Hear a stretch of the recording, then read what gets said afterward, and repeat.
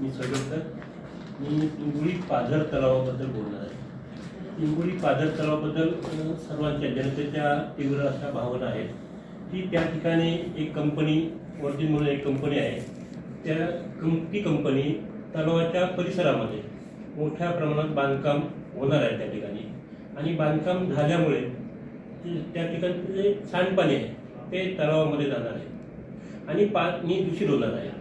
त्यापूर्वी बघितलं की ह्या पाझर तलावाचा उपयोग पिंगुळी ग्रामपंचायत गेली 25-30 वर्षे करत आहे आणि यावर जवळजवळ 15 ते 20 हजार लोक पाणी पित आहेत आणि 2-2.5 हजार ग्राहक आहेत आणि एवढ्या मोठ्या प्रमाणात ग्राहक आहेत ग्रामपंचायतीचे।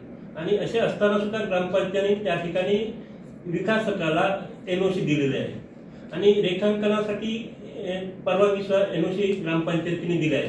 पण हे जे तलाव आहे ते लघु पाटबंधारे जिल्हा परिषद विभागाचं आहे आणि त्यांनी ती परवानगी न घेता या ठिकाणी रेखांकन सुरू आहे किंवा रेखांकनाला परवानगी दिलेली आहे।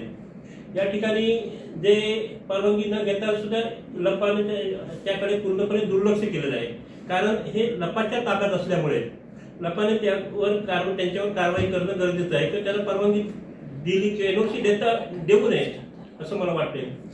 या ठिकाणी आपल्या जागेमध्ये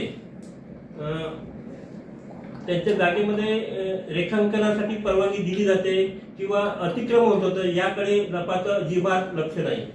त्यानंतर ते विकासकाचे एक आहेत BDA म्हणून आहेत, त्यांनी तक्रार दिलेली आहे की काही लोक हे आर्थिक हितसंबंधासाठी तुमच्याकडे तक्रार करत आहेत। अशी जर तक्रार त्यांनी जर दिली असेल, लपाकडे दिली असेल, तर लपाने पोलिसांकडे जायला पाहिजे होतं ना। हे पोलिसांकडे न जाता डायरेक्ट हे करतात हे चुकीचं आहे आणि या गोष्टीचा स्वविचार होणं गरजेचं आहे। भविष्यामध्ये रेखांकन झाल्यामुळे मातीची उलथापालथ होते आणि ही सर्व माती पावसामध्ये तलावामध्ये जाणार आहे आणि तलावामध्ये गेल्यामुळे पाणी धारण क्षमता ही कमी होणार आहे।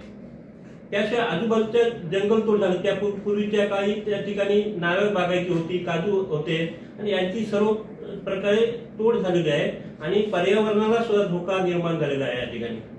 आणि असं सांडपाणी जाऊन पाणी दूषित होणार आहे आणि हे सर्व पिंगुळी वासियांना हे प्यावं लागणार आहे। यासाठी आम्ही 1 मेला सर्व पिंगुळी ग्रामस्थांना घेऊन उपोषण करणार आहोत।